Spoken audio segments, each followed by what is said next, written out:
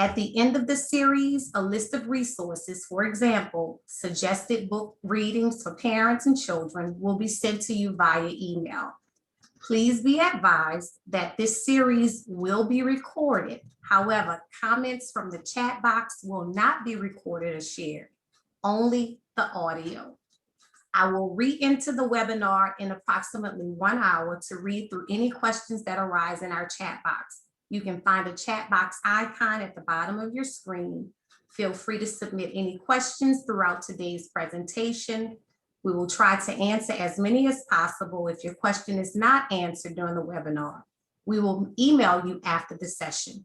We also encourage you to use the chat box to share your thoughts, feelings, or comments about anything mentioned by the presenters.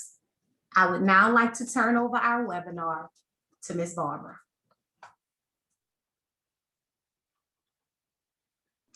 I'm going to get a t-shirt that said you're muted because this always happens. So again, thank you, Patrice, and welcome everybody, families and friends of the center, folk who are interested in trying to figure out how we have this conversation, because it is a very difficult conversation to have, and we know that. And now this conversation is not something that we can hide in a closet. Our children and our family are seeing all the events in this country, and we're all figuring out, it's like, how do we say what needs to be said? How do we not hurt people? And so one, your very presence here says that you're figuring this out or trying to figure it out as well. My name is Barbara Major. I am a trainer with the People's Institute, but I am also a consultant for other organizations around the country. Diana will introduce herself as well. This work we do nationally and internationally. And I'm first of all, we're honored that Patrice has asked us to become part of the Parenting Center, because for us, once we connect to you, we don't let you go. Patrice, you will be, and this center will be a part of who we are. So this conversation tonight is really to start setting the foundational building blocks for us to be able to understand what this thing called race is. And how did it come about? Because we want to start talking oftentimes about racism and how what it's doing, but we're not on the same page. First of all, we see the world very differently. So for us, we're going to do the foundational piece first to say, what is race? The other thing is Diana and I have been cohorts for 40 years doing this work. We have colleagues, other colleagues as well. So we're going to present these pieces, like Diana will start tonight. Next time I will start it, but we will integrate our own understandings and as we present to you. We want to encourage you to continue the dialogue beyond this conversation, beyond the next one or the next one, because we've got to keep, if we want to build a society where everybody feels safe, then we've got to keep having the conversations. I'm just setting the framework, and I know lots of people come with a lot of expectation, because it's like this stuff is bombarding us, and we need to know, right? We got to have it's like, it's a lifelong process, y'all. Now, I don't want to disappoint anybody, but it's, for me, it's still, I'm learning every time I present. I learn from the folk I'm presenting to. So this is a framework. This is the building blocks to start having a much more in-depth conversation. Because what we hope will happen is that folk will know there are many, many more questions to ask. This is not about us debating and presenting something. It's like, it's okay. It's like people don't have to agree. It's what we've learned, we've studied, we've presented everywhere. And I love doing it at home. I do it in a lot of places. I don't often get to do it. When I say home, I'm talking about Louisiana, and I'm particularly talking about New Orleans. And one of the presenters said, I'm particularly talking about the West Bank. Okay, so now with that, and write your questions down, so at the end, we may not get them all, but we will respond to you. We may have to get back to you through email or whatever. And please come to all three of them, because at the end, as Patrice said, she will give you some resources to continue, and we'll give you an invitation to really go in much more detail and depth about understanding how this stuff has happened and where it came from, and how we can begin to undo some of the things that have been done to human beings. So with that, I'm gonna turn it over to my colleague, Diana. Thank you, Barbara, and thanks to everybody who's joining us on this webinar. I, like Barbara, also love doing the workshops in New Orleans. We get the opportunity to travel all over the world doing them, but when we're at home, it just makes so much, it just touches our hearts so much more. And so I wanted to first start off and congratulate all of you who have decided to come to this. You have decided to take the time to learn about race and racism, and that's so important. You care enough about your children and their future to try and figure out how to talk to them. I congratulate you for seeing the importance of this work. The understanding of race is something we do not get. We don't get it in college, we don't get it in high school, and this is extremely important for us to understand something that is not necessarily taught, particularly taught with an understanding of race and racism. So just to tell you a little bit about who I am, I, like Barbara, have been doing this work for 40 years. And I am the mother of two biological children. One is white and one is black. I'm the grandmother of two white grandchildren, and I'm the great grandmother of four children. Two of them are black and two of them are white. So I have had to take this conversation on 3 generations and learn to teach my children about it. And the thing that's important, that each generation you teach, you have to do it differently because things are different in the world and their understanding is different. But the key piece of this is what most of us don't necessarily do, is study the history of it. Because once we study the history of it, the words will come easier to you as you speak to your children. And you know your children, right? And so I, like Barbara, once again, have also been organizing for 40 years. I just wanted to say one thing about my children, because I've been married twice. So as I say, I have a white child and a black child. And while those children started in me the same way, lived the same 9 months inside of me, and came out of me the same way, I have seen every institution in this country treat my 2 children differently. I had to learn it. I had to learn about racism because it affects the children differently, being white and being black. So this is real important to me. My profession, I'm in the field of medicine. I'm a clinical microbiologist and immunologist, and I taught medical school microbiology, and I also taught nursing school in the microbiology department. So I'm familiar with the field of medicine, but my husband was African American, and I saw the treatment that he got many years ago from the medical system. Had he been treated like a white person, he would have lived many more years than he did.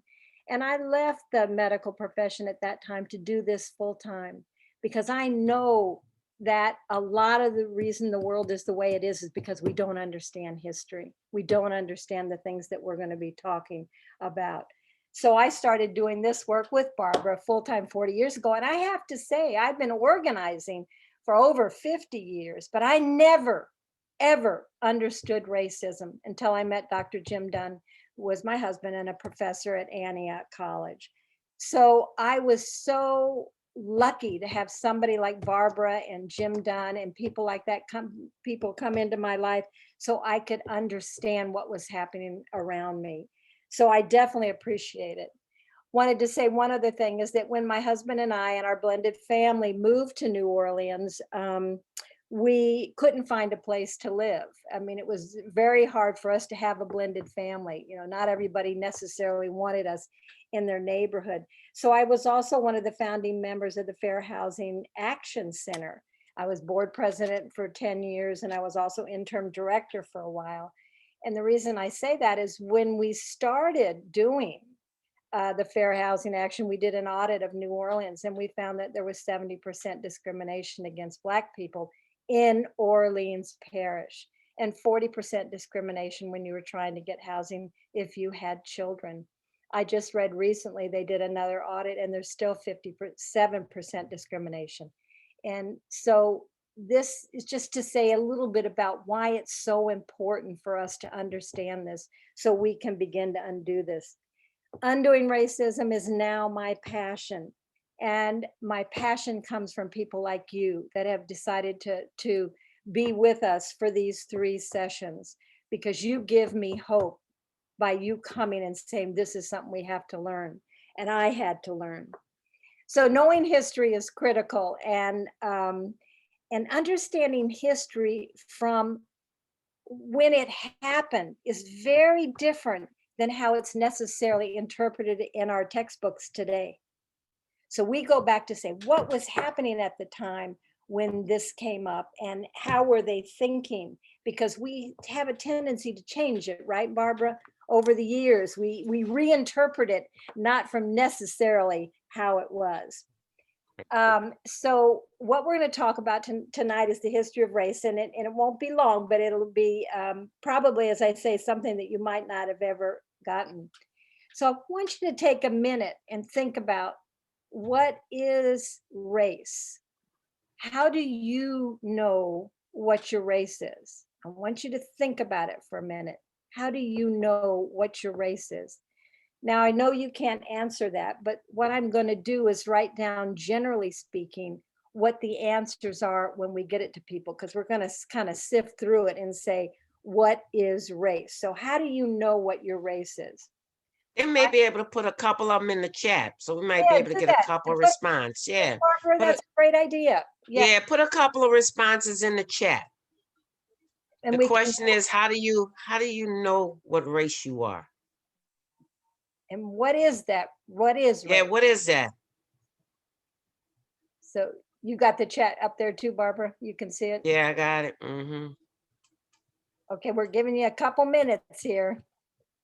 And believe And me, look, we haven't gotten any response. Y'all do have a raise, huh? Y'all do. Somebody checking some boxes out there. What? I mean, every one of you. Partly by what you. Oh, here they come. Oh, I Okay. love it. I'm considered. Oh, they Oh, moving those are good. fast. Okay. Yeah, you seeing them? Yeah. I consider Caucasian based on Very the good. check boxes. Gender, Yeah. skin color. Birth certificate. Learn from my parents and family. Right. Yeah. But what is that based on? I mean, if you learn it from your parents, your birth certificate, what is that based on? And I think the one that is most common that has come up, but I think you'll have to maybe put some more up there. Keep thinking about it. So I'm going to put up here skin color, because isn't that, Barbara, that's usually number one. What Yes, yeah. Yeah. skin color. Now, when we're looking at you, I can see your skin color, but you know, that's not all that I'm looking at when I'm trying to tell what your race is. Is that true? So I'm also looking at maybe your hair and other physical features. And someone put that they're who is they're struggling with this because I'm Hispanic and I appear Caucasian, but my siblings do not by their skin color. That's And we will definitely talk about we're gonna talk about yes, absolutely definitely. talk about Thank it. you. Yep, that's real important. Anybody else want to give us, well, do you think I can, so when Barbara and I do workshop, there's usually 40 people in the room. And I go around and everybody introduces himself and I try to guess by looking at them what their race is. I never get it 100% right. So it isn't just from this. It isn't just that, even though that's mostly what we use. So what do you think race is if it's not physical features?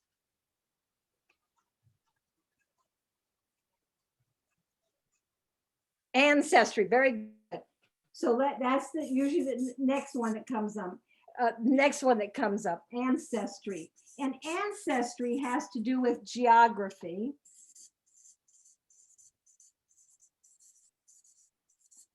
And your ethnicity, correct? Yeah.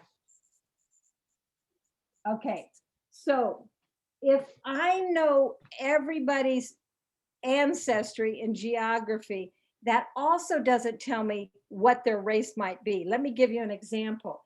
You could have the same geography, ethnicity, and even the same ancestry, and you could move into the United States of America, and you and your siblings might be two different races because they're looking also at skin color and they're looking at physical features.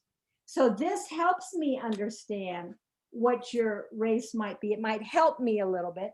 This certainly helps me to some degree, but that can't tell us exactly what your race is. So we're going to have to look a little bit deeper.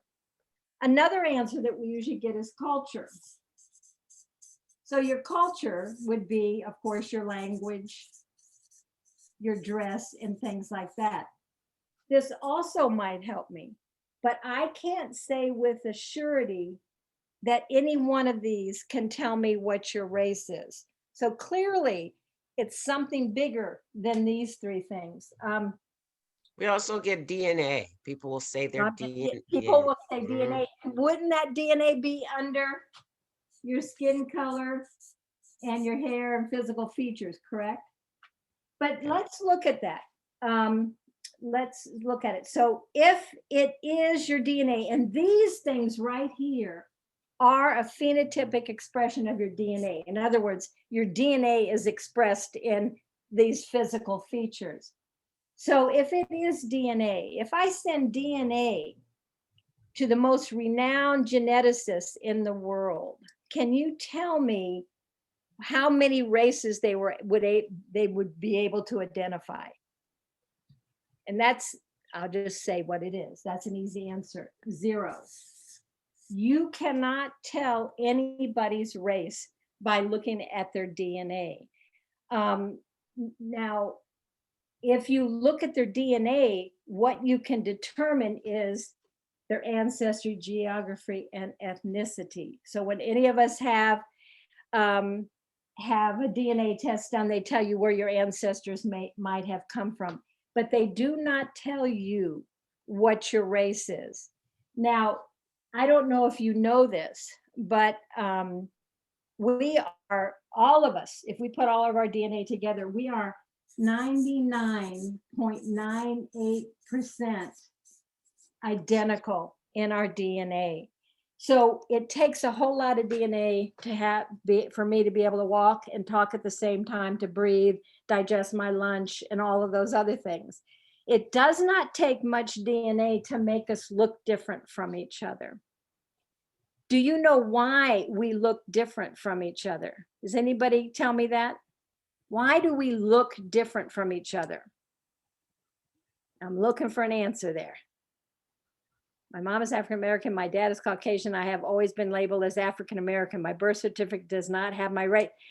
That we'll get to that also. Barbara, help me remember. Yes. We got to look at the birth certificates, and we got to look at the Hispanic and Caucasian, right? So why do we look different from each other? We look different from each other because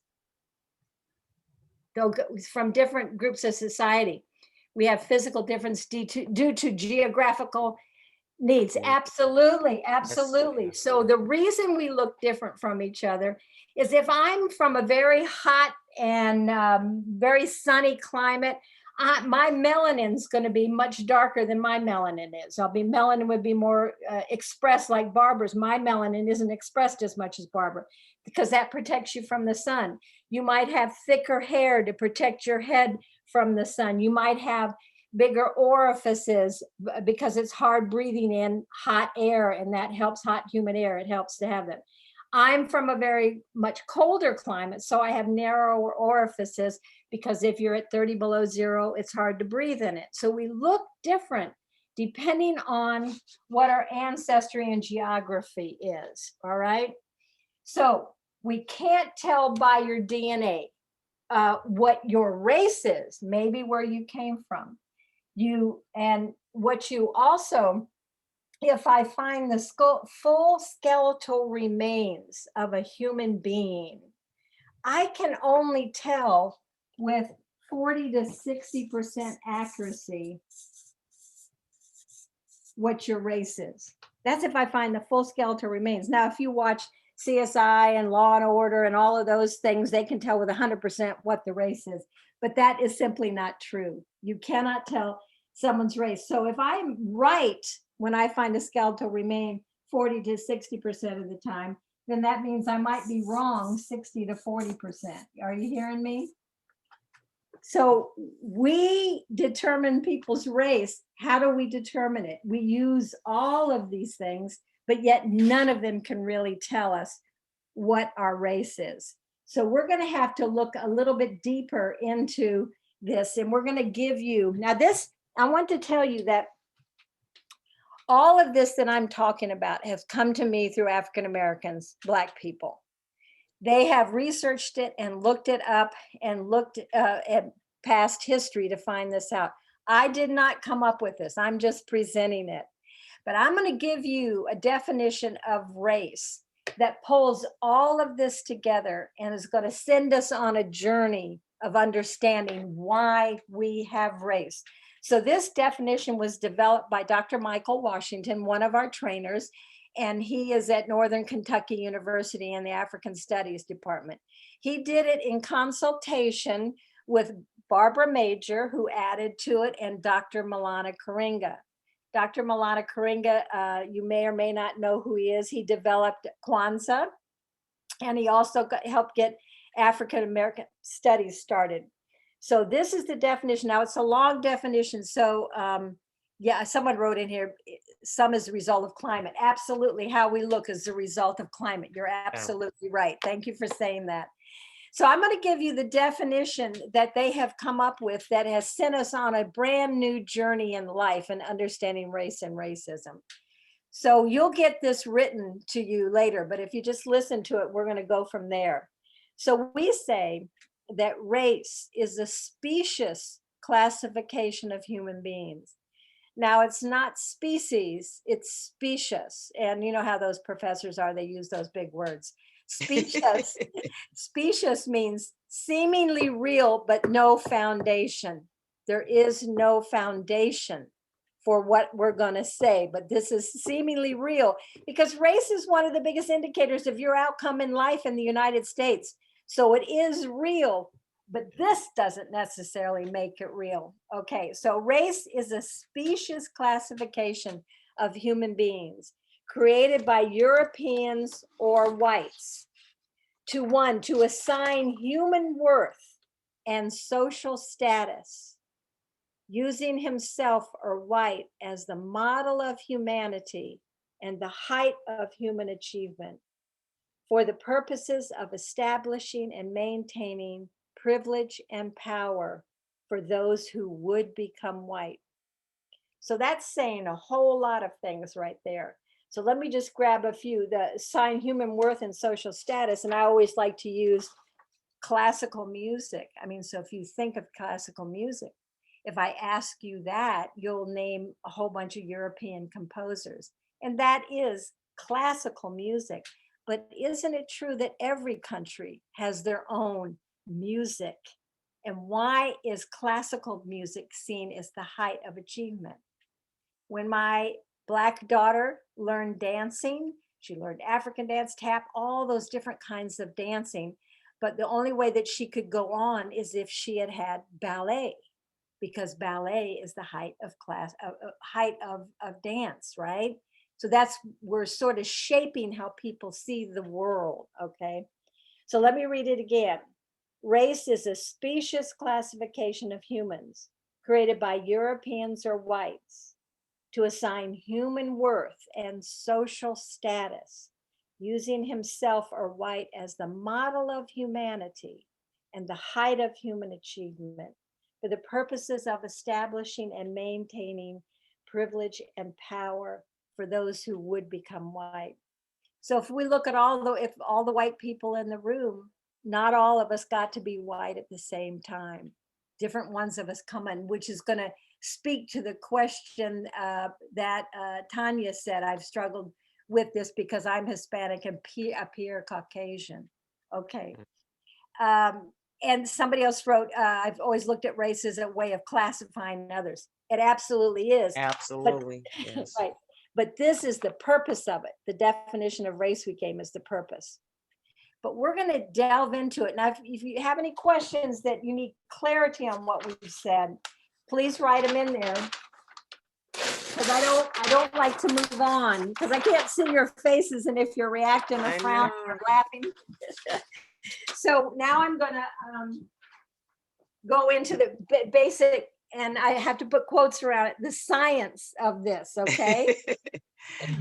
And so what we like to talk about to really understand this is we talk about what we call the original oids. So the original races ended in oid, okay? So let's put the first one, someone mentioned Caucasian. Let's go with Cockasoids. That was one of the first three. Another one is Negroid.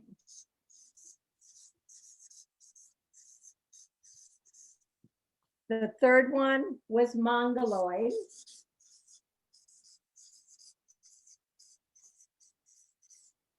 And then we're going to put a fourth one in there so we get a real full understanding of everything that we said in the definition, why that's true.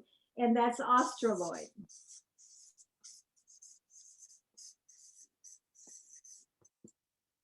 So I'm going to start with Australoid. Who can tell me, these are the four of the races. There have been many more races since then. But who can tell me who the Australoids are? Can you type it in your chat? Who are the Australoids?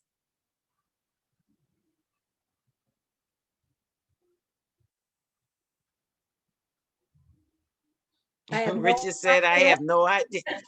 David has it, Australian Aboriginals. Oh, and yeah, Aboriginals. David, that's really good. They're the Yes. Aboriginals, which means, because we have a tendency here to call them the Aborigines. They are not Aborigines. They are Aboriginal, meaning the original people of Australia. Now, how did you know that? Because if you look here, that's a land base.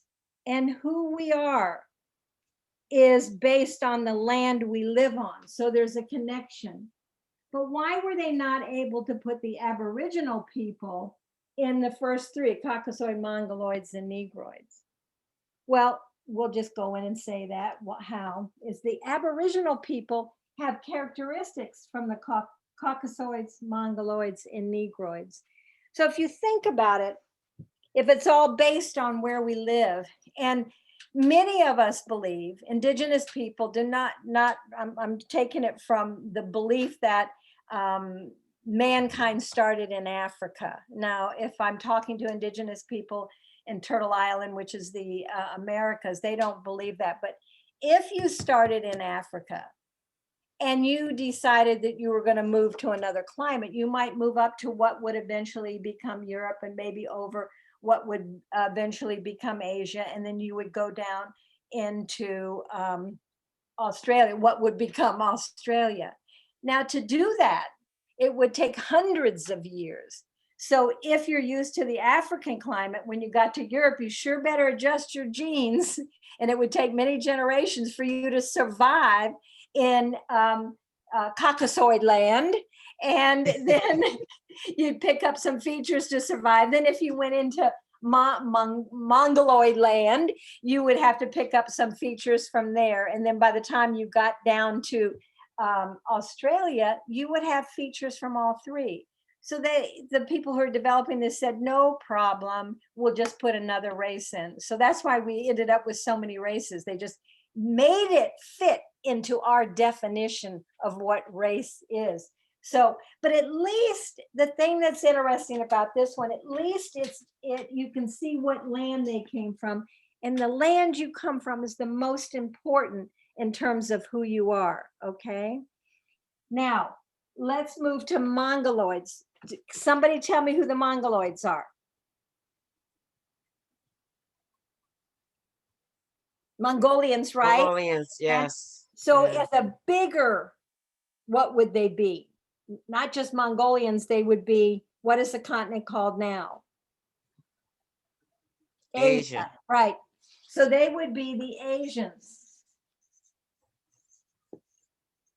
You knew that because this is a land base, which is true to who we are. And there definitely are Asians living in Mongolia because that whole area is called Asians. Now, forgive me for not being honor each and every one of the people we're talking about. What I'm talking about is how this was developed, okay? So I'm going to give you a little check here because you knew who they were. Now, if we go up to the Cockasoids, who are the Cockasoids?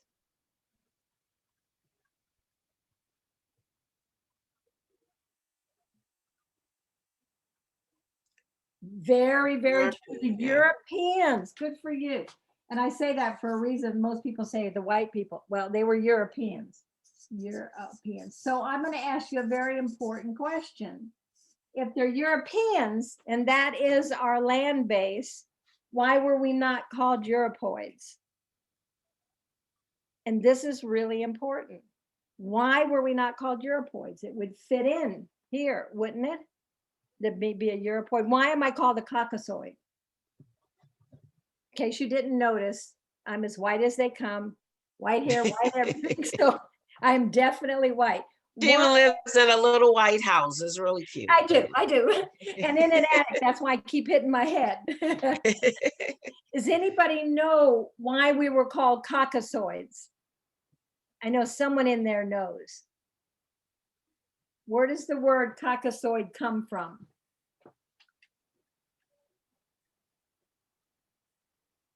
Don't be shy. That right on. Yeah. Tanya, yay. Tanya, yeah, the Caucasus Mountains, yeah. So why would I, as a European, be called a Cockasoid and named after the Caucasus Mountains? You're absolutely right. So the Caucasus Mountains would divide what in my day they would say the continent of Europe from the continent from Asia, right? Where Russia started, you know, over in that direction. Why, if our heritage is in Europe, why would we be called from the Caucasus Mountains? Well, we need to think about this one because this is a reason that this is such a specious classification. So the Caucasus Mountains goes all the way down and dividing, and it goes, and if you go far enough down in the Caucasus Mountains, you pick up the Greek Empire and the Roman Empire. So why would we want the Greek and Roman Empire? Because to us, they were considered the most intelligent, the smartest. So of course, if you're going to be Caucasian, we have to have all the smartest people in our race. So we picked up the Romans and the Greeks in there, okay? But then the lesser Caucasus Mountains go down a little bit further and they pick up another part of geography, and that is the Middle East. So convenient, those mountains, yes. Pick up the Middle East. Now, why the heck would we want to pick up the Middle East? I also like to ask, why did we call it the Middle East? Those countries are either in Africa or they're in Asia. Why do you call it the Middle East? But why did we want to pick up the Middle East? Think about it. No, that means that's an intelligent answer. Oil sort of wasn't very important back then. And then Richard, yay! And you all were Holy Land, good yes, answers. indeed. Good answers. Yeah, All of yeah. them. Trade route, yeah. So let me just say, Europeans were trying to prove that they were superior to everybody, and they went and they did the Crusades. Do some of you remember the Crusades? So they went around and killed all kind of people, and if you weren't a Christian, you weren't of high standing, right? So what did people do? They became Christians, right? So then that messed it all up because that meant we had all different kinds of people, not just Europeans in it. So to pick up the Holy Land as Christians, why did we want the Holy Land to be Cockasoids? And you're right, it is the Holy Land, but specifically, why did we want them to be? What made it holy? What? I said, what made it holy? What made it holy? Yeah. Power, that. Who made it holy? Who made it holy? Who Yeah, walked who on made the it? earth? Yeah, who made it holy? Who walked To on be like God, Jesus. Yay! Yeah. So if we're Christians, then Jesus has to be Jesus. white, right? Um, and is that the way we draw up until recently in every church? What did Jesus look like? Come on, you can describe him. Tan white man. Well, I don't even know if he was tan. He is brown. Yeah. Right. White with a beard. Yep. Straight hair, page boy, white Mm, face, right? And male, yes. absolutely male. Yes. So if we're trying to say something about us, that Jesus had to be white, God had to be white. I'm not making fun of religion. I don't want anybody to see that. And male, that's absolutely true. But they had to make Jesus white. And if you read in the Bible, Jesus is absolutely not white. Can I get an amen from that? So you know now why we draw Jesus. Amen. Thank you. We now want to draw Jesus as white. So that's the thinking of them, needing the Greeks and the Romans. But where was the first university set up in this world? Was it in Europe? No. The Bible is not right. Absolutely. Yeah. But the first universities, yeah, were in Africa, on the African continent. Is that right? So we're trying to prove something here about us. Jesus had to be white. Romans and Greeks had to be white. So then we have to go back and look at. We have to prove something scientifically, right, Barbara? So to Oh, prove yeah. scientifically, I'm a scientist, so I can say that. So we, the scientists, went to the Caucasus Mountains and we found a skull. Now, there's only 40 to 60% accuracy that skull was from a European, correct? But they found the skull, and the skull happened to be particularly big. So if the skull's big, the cranial cavity must be big. If the cranial cavity's big, then the brain must be big. And if the brain's big, what does that mean about Caucasians? If the brain's big, what was their thinking? Yeah. Smart. Smart. That's right. Yeah. Somebody put it in all caps. Smart. So if the brain's big, then we must be not only just smart, More Barbara, computing power. yeah, Well, Richard is our language. Like more computing power. I feel we you. must be the smartest people on the planet, is what it's saying. But let me ask you a real scientific question I think you all can answer. Does the size of your skull determine the size of your cranial cavity? Barbara, no. Size of No. your cranial cavity determine the size of your brain? No. No. Does the size of your brain determine your intelligence? No. Because if it did, then this class would be taught by either elephants or sperm whales, because they have the biggest brains. So what we're doing, I have to give them a negative on this one, you guys, because this is a bunch of scars. It just isn't true, right? But what they're trying to prove is that white people must be the smartest people on the earth. I'm going to use current terms for this. So this is absolutely does not make any sense, except that they're reconstructing the view of the world. Reconstructing the view of the world. All right. So let's move to Negroids. Who are the Negroids? Africans, right? So Africans. So two questions. Why are they not called Africoids? First question. And the second question, what language are they using to call Africans? Spanish, absolutely, Spanish. Yeah. So Negro would be the color black, correct? And it could be spoken by the Portuguese, by the Spanish, correct? And so if you're naming them in the Spanish language, why am I not a Blancoid? Blanco, Blanca, white. Why is this the only one that's in Spanish? Well, you have to look at what's happening at that time. So the papal bulls were We're Somebody put, I'm sorry, somebody put, so it was named for their skin color. The Negro, yeah, okay. Yes, they were named for the skin color, but why, when all Yeah. three of these are land-based, are they not named for a land base? So let me look at that. The papal bulls were edicts by the Pope, and the Pope sat closest to God. And so when he made decisions, those decisions were carried out in the Christian communities. So in the 1400s, he gave Ireland to England, And gave Africa to the Portuguese, and he gave the Americas to Spain. What he's trying to do with this is create empires, because England used to be called England, but once they started colonizing other lands, they became Great Britain. So they're trying to create these empires, and the empires that should be controlled by Cockasoids. So why call them just by a color?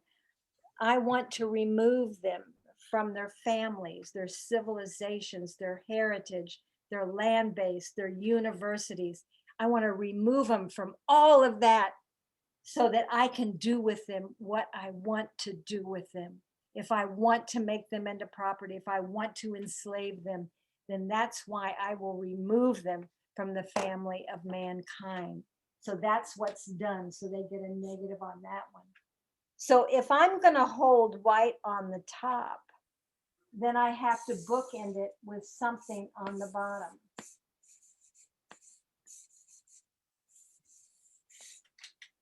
And every other race that comes into being will go up and down this scale. So I am trying to change the entire world order. I can colonize anybody I want because I've created this quote science to say that I am superior as a white person. I can go anywhere I want, colonize anyone I want. I can enslave anyone I want. I can take resources from any country that I want.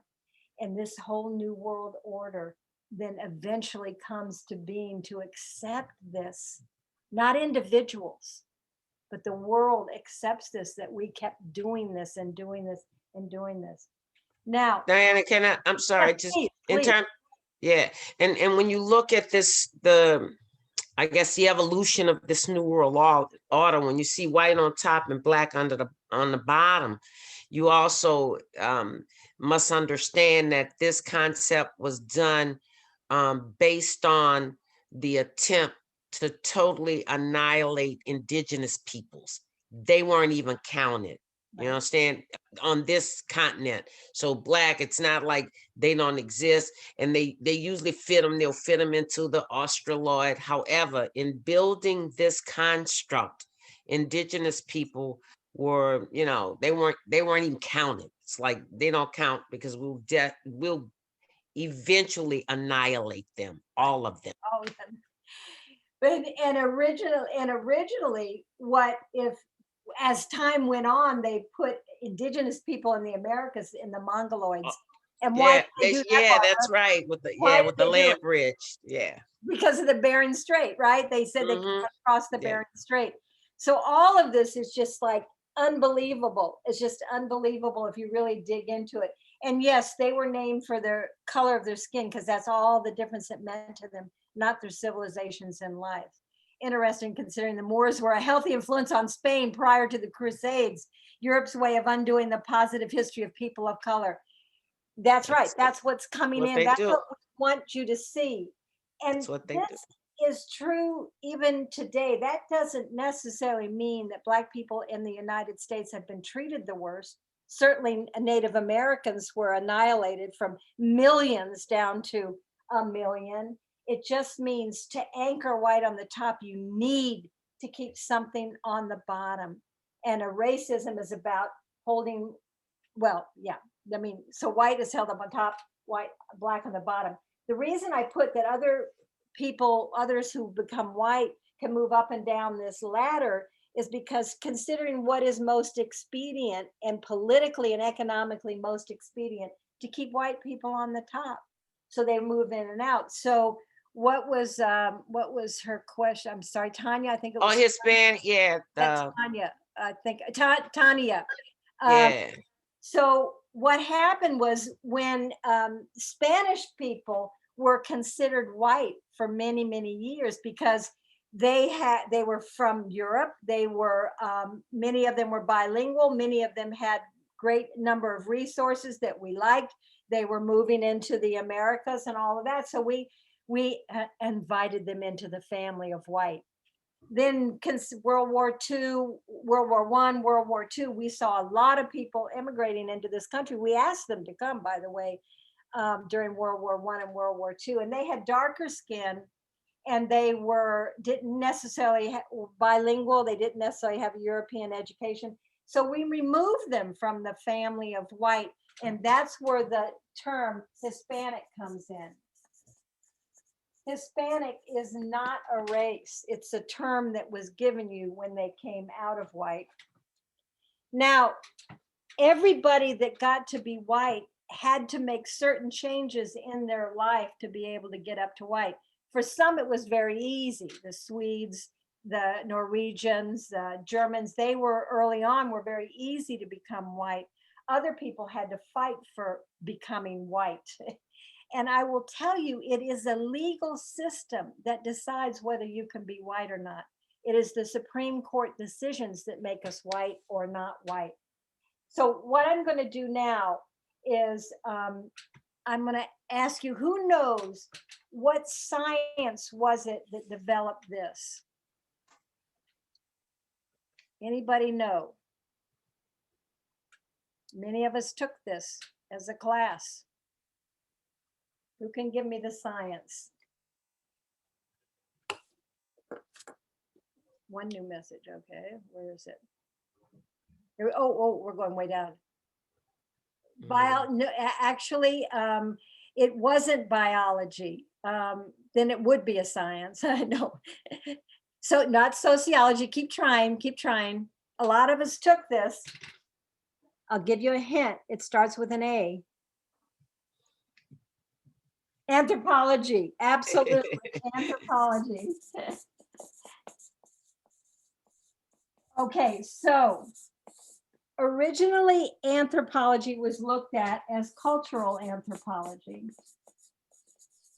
which is much more real because we are different because of our culture, right? But then they said, let's put in physical anthropology. And because they put in physical anthropology, they were able to do this. Now, what I want to do is read to you. So one of the early anthropologists, Johann Blumenbach, was one of the ones that wanted to move from cultural anthropology to physical anthropology because this would come out of it. And this is what Johann Blumenbach said. Not only did Blumenbach make clear the essential unity of humankind, but he also clearly recognized and unequivocally stated the facts that all classifications of so-called varieties of mankind are arbitrary. So if you have trouble figuring out what my race is and why it's my race, it's because it's arbitrary. Yeah. You can't, but we were at a time when people were classifying everything. Darwin and everybody was classifying all these kinds of things. But this is what he said. So he said, now you can't divide them this way, but this is a direct quote from Blumenbach.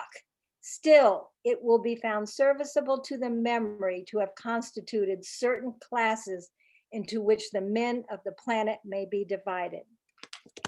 So this classification, who will it be most serviceable to? I know y'all can get this one. White men, absolutely. And Kat, thank you very much. Definitely to white men. So that's who it's going to be serviceable to. So that's why physical anthropology came in. I will say that Johann Blumenbach did come back later on and say, yeah, divided, absolutely. Say that this wasn't true. He did change his mind.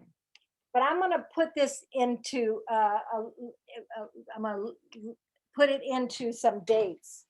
I'm going to give you the date of 1691 and 1790. Mm-hmm. So 1691 is the first law that we have read and found in the colonies. that used white as a term in the colonies. And that law said no other Englishman or white man may intermarry with a Negro or an Indian. No other Englishman or white man may intermarry with an Indian or a Negro. So why do you think they had to put that law in?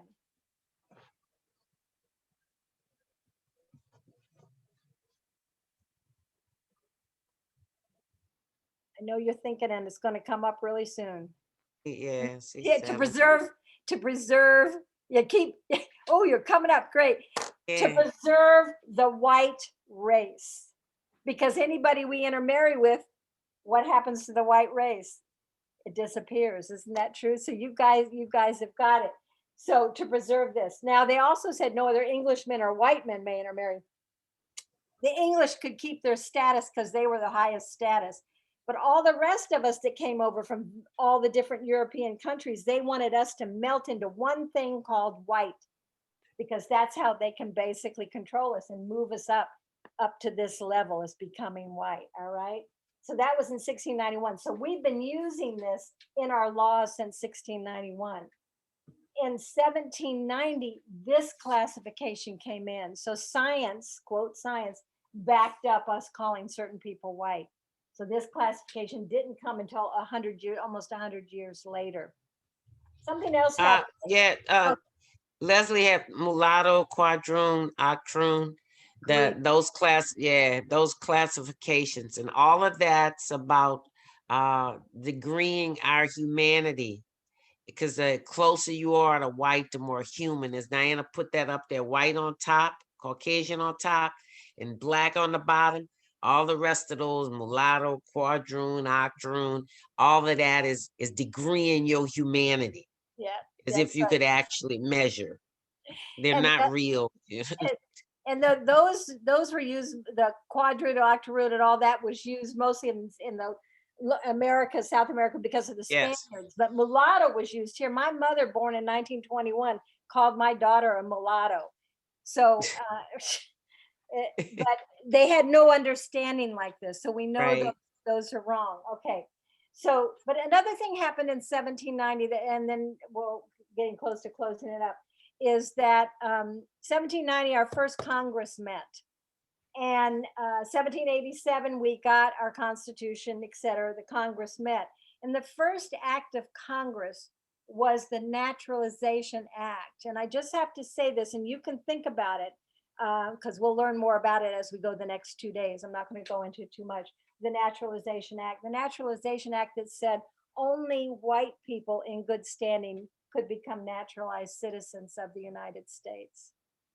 Only white people in good standing.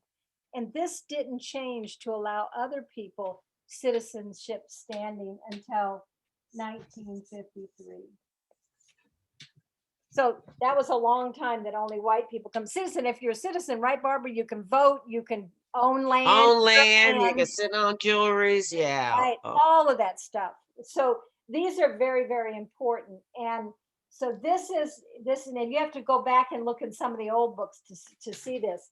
Now what it also speaks to the whole issue of immigration that we dealing with now is not new in this nation. It's been going on a long time, and it's about race. You know, that's why it's important for us to know history, to study it and see it through our own eyes and understanding. So let me move it up a little bit more in time, and I'm going to talk about, because this is a Louisiana case, and I think this is really important. I'm going to talk about Susan Guillory Phipps. I think it's, am I spelling that right? Anyway, Phipps. Yeah. I never had to write it, Barbara. Susan Guillory Phipps. Susan Guillory Phipps was born in Lake Charles, Louisiana, and she was white. Her mom and dad were white. She married twice, and both her husbands were white. But her second husband traveled outside the United States. So to travel out of the United States, she needed to get her passport. And to get her passport, she needed her birth certificate. And on her birth certificate was a category, as somebody said earlier, the category is not on their birth certificate, of race. And on that race, it had a great big old C. This was in Lake Charles, Louisiana. It was in Louisiana. Did that C stand for Cockasoid? What did that C stand for, Louisiana folks? Colored. That's right. Color. Yeah. So that meant she wasn't white. And she said, oh my goodness, you're absolutely wrong. I am white. So what they had to do to prove it one way or another was they would have to do a genealogical study to go back and look at her heritage. So she told her husband to go on without her and go on without her so she could stay home. So she did a genealogical study, and the courts in Louisiana did a genealogical study. And what they found out was that Susan Guillory Phipps was 3/32 Black. Just in case y'all don't know it, we are very scientific in Louisiana, because what we know is that if you have greater than or equal to 1/32 Black in you, you are in fact Black. So that meant that she was Black. Now, all you mathematicians out there, can you help me? If she's 3/32 Black, how white is she? Come on, someone, come on, be brave and tell me, how white is she? 3/32 Black, she is very. So it's 29. There we go. We're very scientific here. So Everybody, yeah, very well. So that, yeah. Who asked that question too? 'Cause their mom's white, or one of their parents white, one's Black. Somebody had asked that question before, but they're identified as Black. I remember. Leisha. Yeah. Does this? I don't know if this. This is like we say it in jest in this society. But when we say once you go Black, you can't go back, this is where this shit come from. Okay. That's right. That's right. This is where this stuff come from. And Diane, I don't want you to forget too the whole thing to go back with the Hispanic. Like, no, I will, but let me finish this one. No, I'm just saying, don't forget it. Thank you. So 29/32 Black. So this went to our Supreme Court, and this stood that she was Black. What year do you think this nonsense would have been? Anybody guess? Let me see. Around about when? Yeah. 1995. Okay, it was closer. 1995 is closer. Somebody said 50. Yeah, 95 is closer. 1986. 6 years after we started doing this is when this was. So, and the only problem that Susan Guillory Phipps' mother had is that she could have made sure that her daughter was born white. All she had to do. So if she's born in Louisiana, and if I step over the line going east, the next state is Mississippi. If I step into Mississippi, if she stepped in Mississippi and gave birth there, her daughter would have been born white, because in Mississippi, you need at least 1/4 Black in you to be considered Black. So it depends on what state you're born in. Why is Louisiana such a small amount? Because we had a lot of freed Africans, and people are freed African, they get together, they marry. And so they had to make that number very, very small. In Mississippi, if you intermarry Black and white, they just either hung you, shot you, or you had to leave the state. You understanding what I'm saying? So it's actually 31 states had a degree. It could be 1/2 to 1/4 to 1/8 to 1/16 to one, all of that. So it was done by the state that you were born in. So this is really, really important. Now I'm going to just say one more, because I think this one really helps me, Barbara. So in the early 1600s, in the colonies, they had to define who was a Caucasian, because only Caucasians could own land, and only if they were white men could they own land. So they defined a white person as has no trace whatsoever of any blood other than Caucasian, period. And somebody in the room went, oh my goodness, what about John Rolfe? Well, John Rolfe was in Jamestown. He was the first governor of Jamestown. He went to the Caribbean and he got the tobacco seed and he made all kind of money. He was very powerful. Why were they worried about John Rolfe? Well, he kidnapped and married. Does anybody know who he married? Well, if you watch Disney, you might not know, but he doesn't tell the truth. Anybody know who John Rolfe married? Pocahontas, somebody got it. Oh, All right. Tanya got it. Yeah. David, yay, David. Very And close. David and yeah, Tania. I hope I'm saying her. Tania got it. Okay, all right, we got to. All right, yay! Sorry, no, I Sorry for can't the spell spelling. it. It looks right to us, David. So this is why you got to get up early in the morning to get around white folks. Okay, so they changed it. It said a white person was defined as someone who, quote, has no trace whatsoever of any blood other than Caucasian. Change the period to a comma and put with a special exemption aimed at protecting the descendants of John Rolfe and Pocahontas. You see what I'm saying? It changes constantly. It changes constantly. And the point of it is to always keep white people on top. Is that right, Barbara? All right. You got it. So There's a, go ahead. I'm sorry. There's a question, but go ahead. Hispanic, the key point about that is that everybody that came over here from Europe, we had to make a decision to give up our culture, give up our language, give up our dress, everything that was unique about us from the land we came to. Once we gave that up, then we could become white if we acted right and if they wanted us to be white. So like the last group to really become white was after World War II were Jewish people. If they looked white, they could become white because we didn't want to be associated with what Hitler did. The Italians were one of the latest to become white. The English hated the Irish. They didn't get to be white as fast.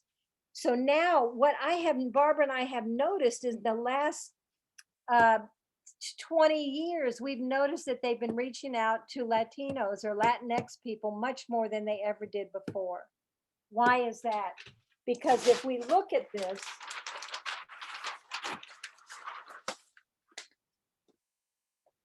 the next group that we're trying to make white is the Hispanic group. I don't like that word, Latinx group. We're trying to ask you to give up your culture, give up your language, and give up your accent, and we'll welcome you into the white to keep our numbers up. Because this year, right, Barbara, entering into kindergarten and first grade, 50% of the children who entered in this country into first grade and kindergarten, 50% of them are non-white. So we're trying to bring you up to white. And we keep saying to you, don't be erased by the census, right? Keep your status and keep your language. But if you can see this, what is the purpose of having race? I just want to ask you, what's the purpose of having a classification called race? What have you learned from this? And I'm doing good, Barbara. I'm finished after this. Answer this. You did. You really did. A whitewashing in Latin culture is. And we're not, and we're not gonna forget the questions on here. You all, I saw a question, but just this last one. Somebody, it divides. You got that right, Mitch. But what's the main purpose? Whitewashing in Latin culture is a huge thing in Brazil. Yeah. So the main reason is to always create the laws and everything that happens in this country and the outcomes of our institutions, making sure that white is always on top. Yeah. Because we weren't on top. We had to create a specious science to do this. All right. And there was a question, what does the tradition of judging or classifying by the mother comes with, which is so common in religion? Yeah, in some religions, but here in this society, when you look at, before this country was a country, it actually, in Old English law, the child's classification was defined by the father. Here, it became defined by the mother so that white men could produce their own property with women who were African. The law flipped. That's what it was about here, that children carry the classification of their mother. And Barbara, I'd like to add to that, you know, I raised my daughter to see herself as Black because she is, and her dad was Black. And that was important to me because if the deal goes down, you know, she's got to have Black people on her side because she looks Black, she is Black, she had to learn from Barbara what it meant to be Black, and so that she could stay strong in what's happening. Biracial went on the census when a whole lot of white women started having Black children, and they did not want to call them Black or children of color, making them deny a whole half of who they are. So my daughter knows her mother's white and loves her mother, but she also knows she's Black, and she'll be treated as a Black person. Makes sense since Thomas Jefferson and all those. Thomas Jefferson didn't get to call his children white. No, it doesn't work with Black people. If you No, make it does. Black, it doesn't work.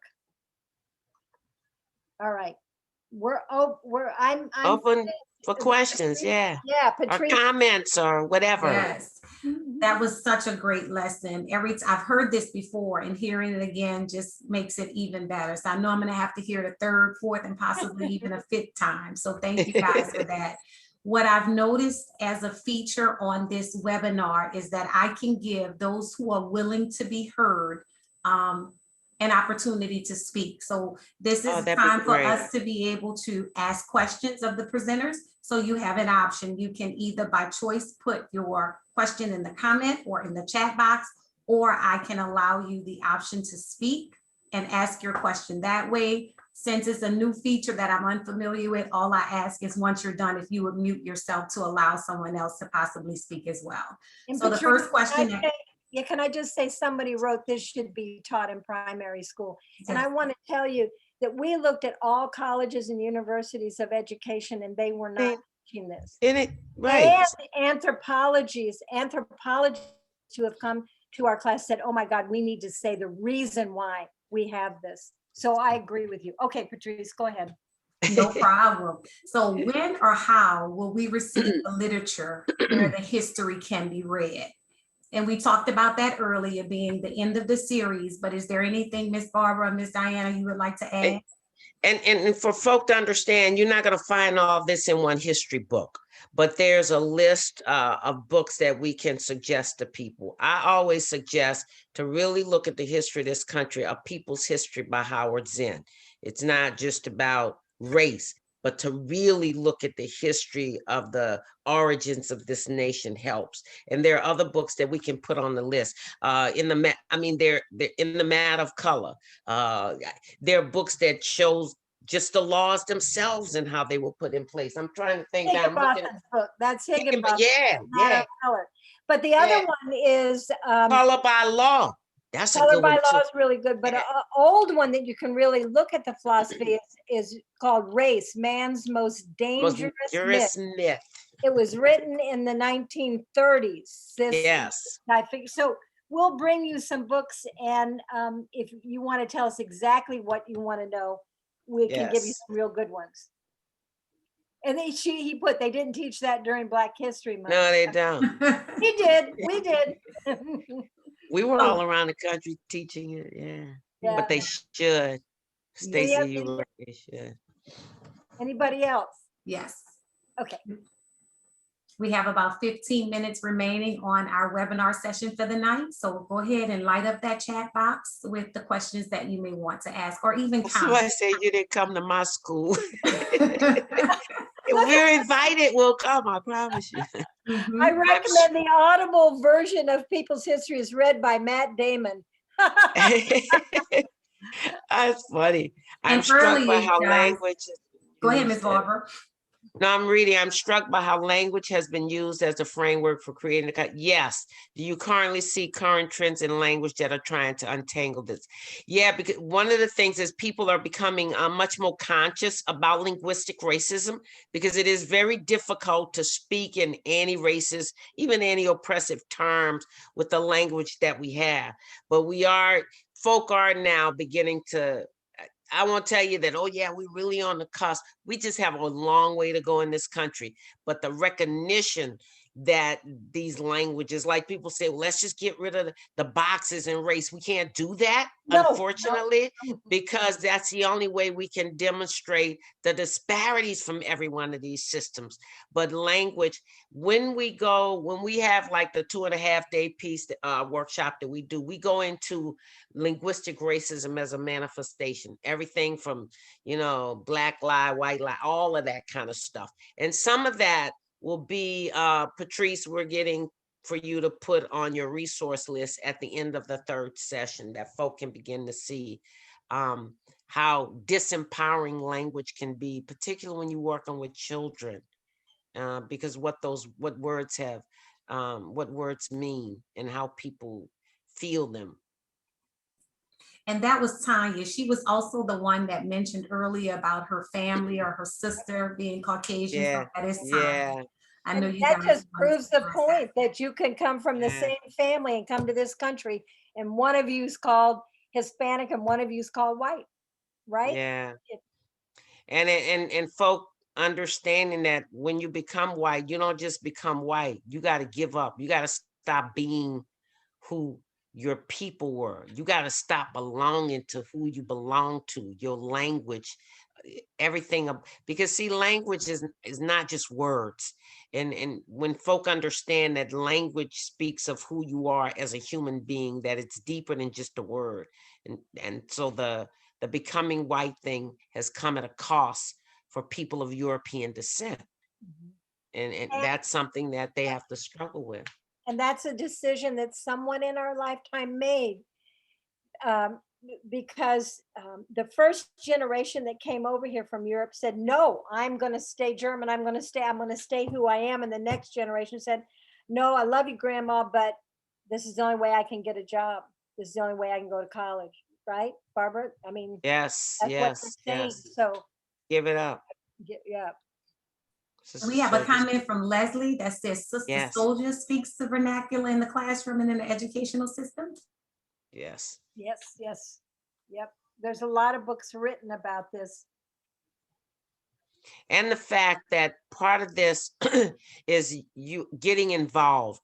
We say that you can have all this understanding, but if you're not out there getting involved, organizing in community, so that an entire like school system, this whole system, we can start at a school, we can start, but this whole system has to change. All of the systems. I'm talking about education right now, because Leslie, the system has to accept that it is a part of the problem versus being part of the solution. And it is not accepted that.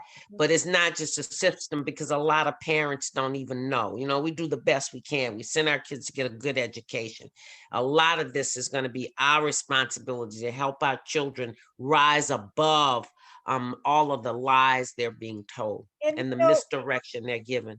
Yeah, it's very hard for elementary, primary school, or even middle school or high school to teach this, because maybe some of you liked what we said, but there's so much pushback, particularly from white parents, when you teach the truth about it.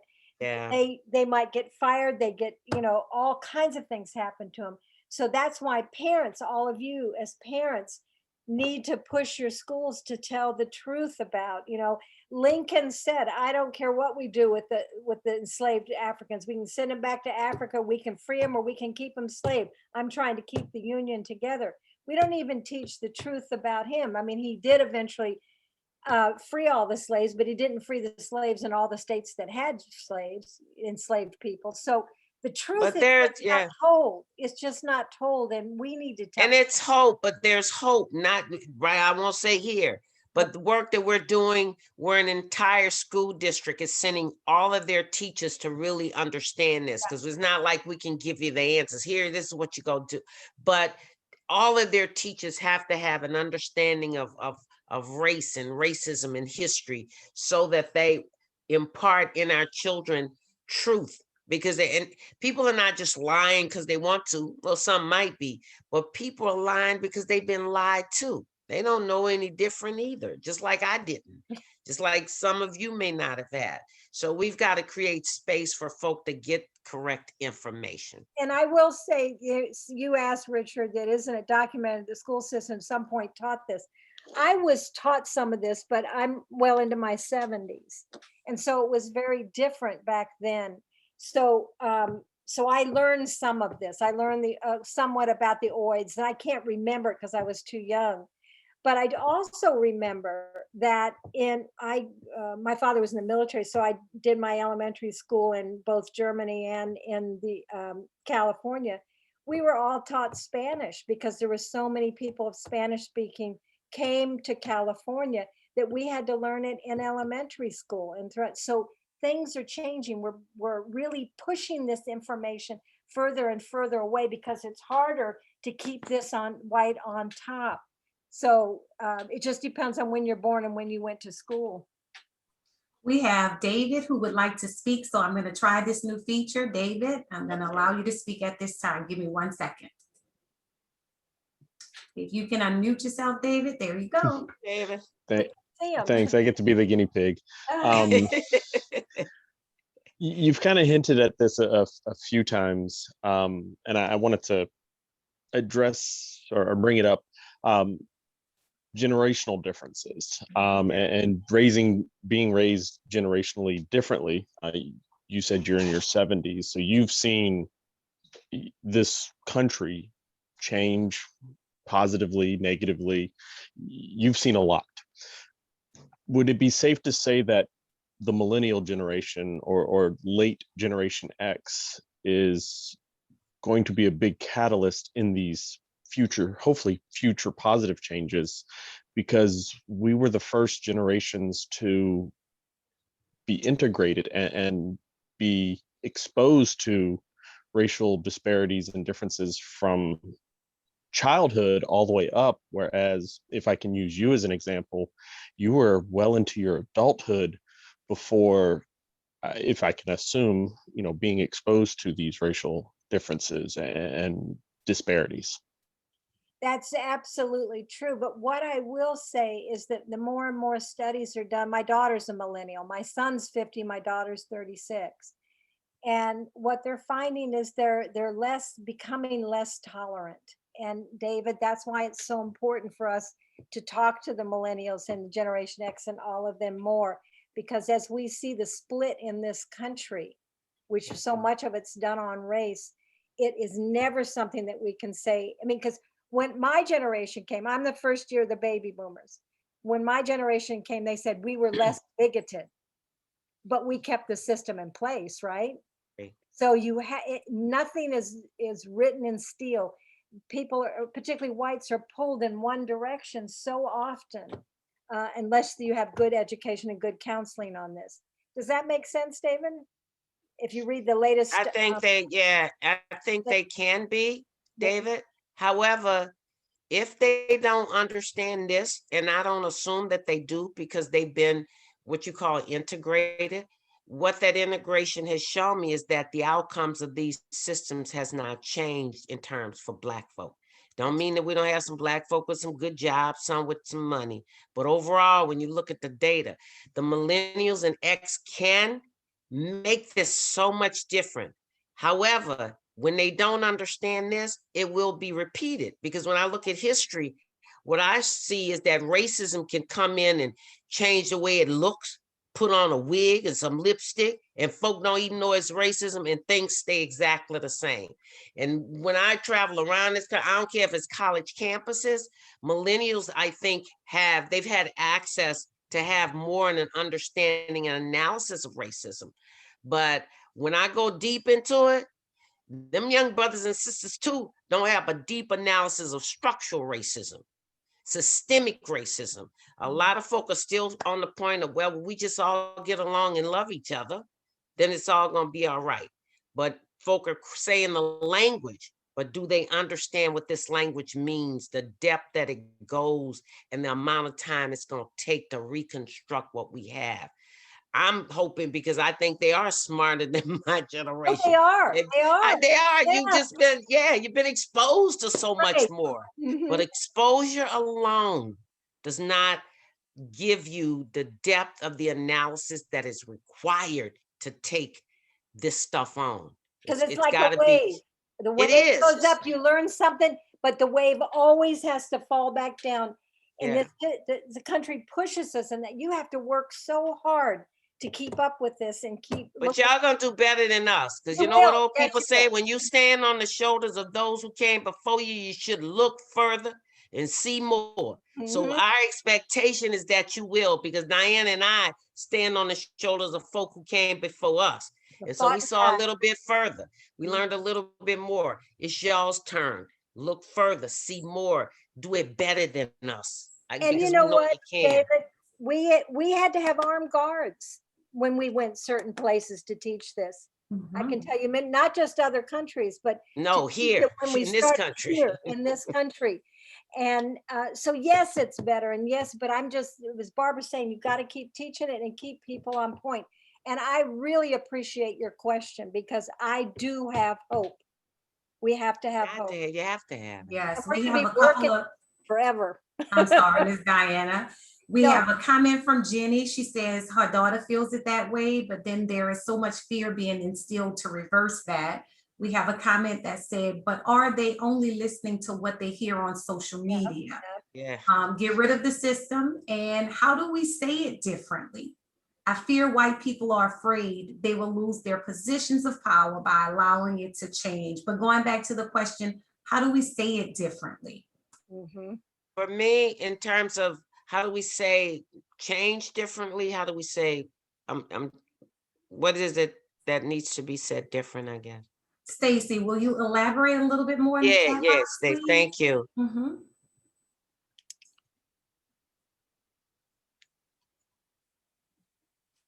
You were talking about racism and how people talk about Oh, it. okay, yeah. Yeah. And there's some, and the reality is that we've got to bring people through a process.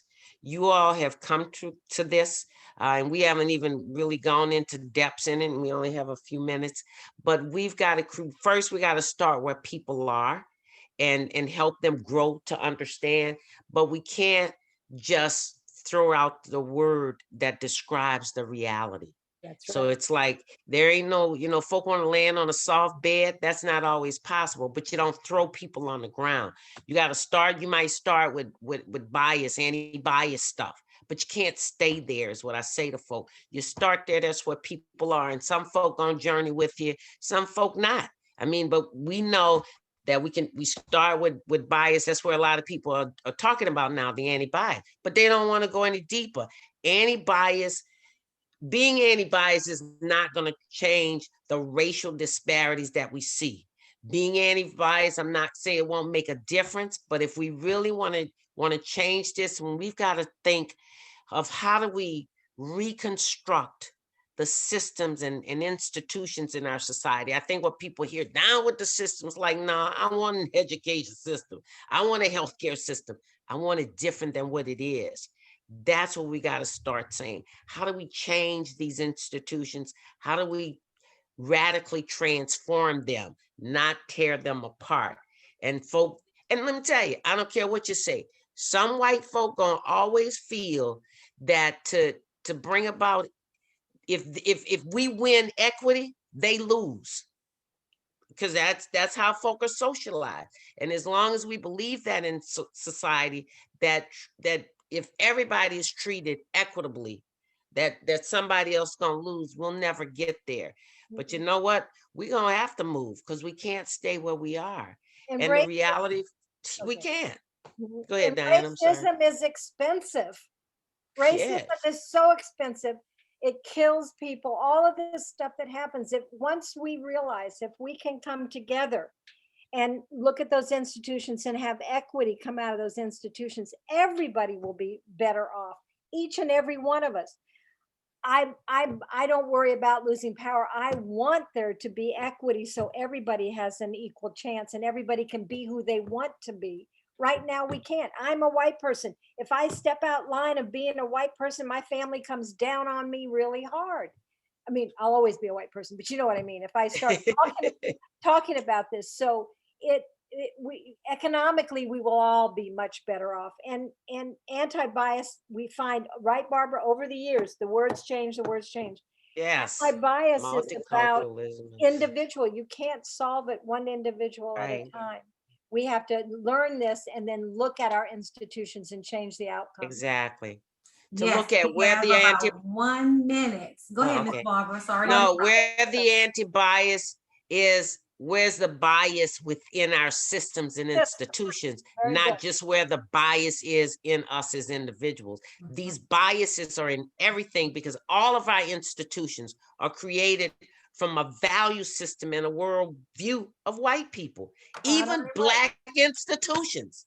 I'm just saying, you know what I'm saying? We could talk about this. Historically Black colleges, love them, a product of one, still created from a white worldview. And so how do we change? So I didn't learn this in college, and I went to all Black everything. Okay, I grew up in New Orleans, all Black everything. I learned this outside. I had mentors and teachers and some professors who knew, no, we need to get you to know this and understand this. There's a lot of work to do, y'all. But one of the things I'm gonna say, we didn't start it. There's a lot of work that was done before us, and it may not be it finished in my lifetime, but I know what I have to do while I'm here. The next generation will do better. They already seeing some of this stuff deeper than I did when I was their age. So the potential and possibility is why we keep doing this work of who we can become as a nation and society. And I Absolutely. know we have to go, Patrice, but Yes. can we, can you save some of these comments and send them to Barbara and I? We can comment on it next Yeah. time. I was just gonna close with that. I see that Stacy added, what will change it? How do we balance it for us to think about next time? Jenny mentioned inequity is bad for everyone, so hard to explain. How do you respond Yes. to POC? Maybe People of color, yeah. People of power color, of yeah. a people of color who downplay the inequities, discounting their opinion. Thank you all so much for all you do. Thank organizing. y'all. All Thank right, so y'all. hold on 1 second before I close, guys. Thank you all for joining our webinar this evening. We are hopeful that today's webinar will be helpful to you and your families. Don't forget, we will be here again next week, same time, same place, same platform. On behalf of the People's Institute, as well as the Parenting Center, we bid you a wonderful night. Thank you for spending an hour and a half with us, and we look forward Stay to seeing you safe, all everybody. next Bye-bye. week. See y'all next week. I'm gonna see some of y'all probably on the street. Stop me and say hey. Bye. Bye.